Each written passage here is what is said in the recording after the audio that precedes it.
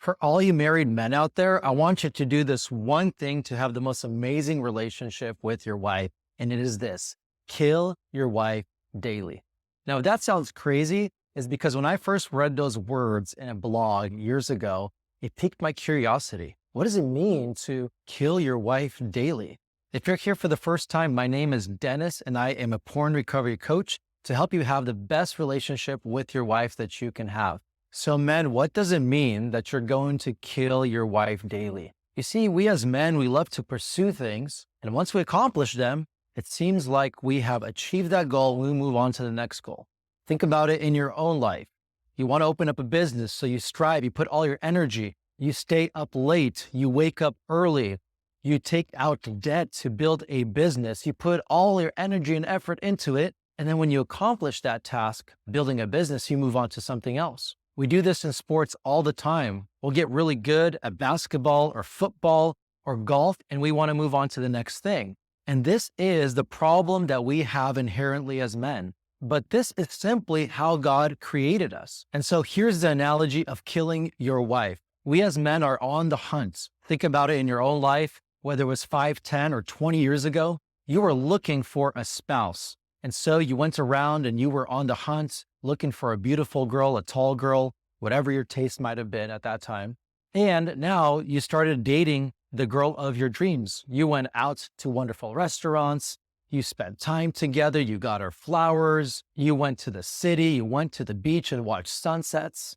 And there's one interesting thing that happened after you said, "I do" at that altar. For some reason, all that energy, the effort, the time that you put into cultivating and pursuing your wife somehow disappears now once you have a wife. All of a sudden, things become mundane. You're not as excited to be around her. The common things of life seem to take precedence over others, and you forget to kill your wife daily. You forget to pursue her like that amazing treasure that she really is. All of a sudden, your focus and direction is moving into other areas, whether that be sports or whether it be business or whether it be other friendships. And what happens is that kindling, that joy of the relationship begins to decrease.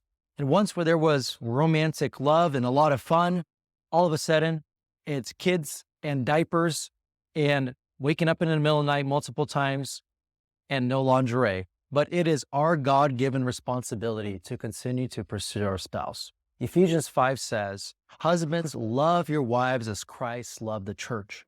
And how did he love her? He pursued the bride. He gave himself up. He sacrificed for her to present her holy and blameless before him. And this is our goal. We sacrifice for our wives. As leaders, we are servant leaders. We lead by example. And what does that look like? It means that you take things out of your own hide. You want to do some things, you got to lay them aside. Some things get put on the back burner for the sake of your wife. And what happens is that when you're at the low points, when you feel the distance from your spouse, you begin to look to other avenues to satisfy your desires. All of a sudden, pornography seems to creep in. Lust is growing inside of your heart. You see women on the street and you want them. You're lusting after them. Your head keeps swiveling when it shouldn't. It is all because you are not pursuing your wife and killing your wife daily.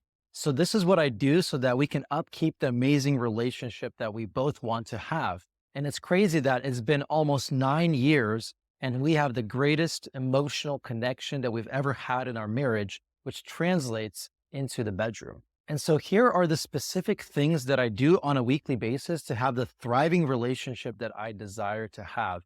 And it's crazy to think about it, but almost 9 years later, we have a deeper connection, a closer emotional intimacy than we've ever had in our marriage. So the first thing that you want to do is you want to plan out your week, how you're going to spend it with your wife. So on Sunday evening, you're going to sit down, whether you're going to put it in your iPhone notes or you're going to write it down in your journal, but you're going to plan how you're going to surprise your wife that week.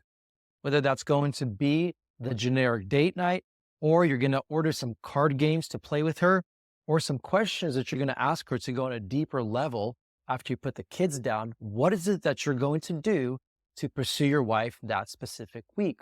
The second thing is that you're going to write letters to her.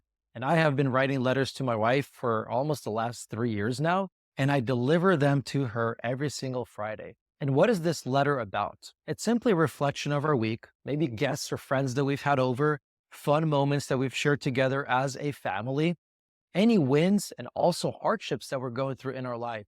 And what that does is that it connects us emotionally. You see, your wife doesn't only want to hear about how your business is doing, she wants to hear how you're thinking through your business, how you're thinking through your relationship with her, how you're thinking through the books that you're reading. And oftentimes I would share some of this awesome knowledge that I'd be listening in podcasts and reading in books with her, and she would be super encouraged. And at the end of this letter, every single week, I would thank her for the amazing job that she's been doing, staying at home, doing double the work than I do, running two businesses and being a part-time pastor. So after you have the list of what you're going to do that week for her, and you're going to also give her the letter on Friday, you want to make sure that there are a couple nights a week that you have simply set aside to have some deep conversations. Now, let's be real. Oftentimes we just talk about work, we talk about the kids, and we talk about life. Sit across the table from her and ask her, what are you currently feeling right now in your life? Are you feeling overwhelmed,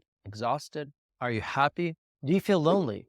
See what her answers are, and they're going to reveal a lot of what's going on inside of her heart. You might be surprised by the things that she tells you, but this is important for you to know. Ask her, what are her greatest struggles that she's going through right now? And ask how you can come alongside and help her. You see, we are all made of clay, and we need each other in this walk as we're pursuing Christ likeness. So ultimately, this is how you're going to kill your wife daily. This is how you're going to pursue her and love her like Christ did. And this is how you're going to have the thriving relationship in your life and not get trapped into the pitfall of pornography.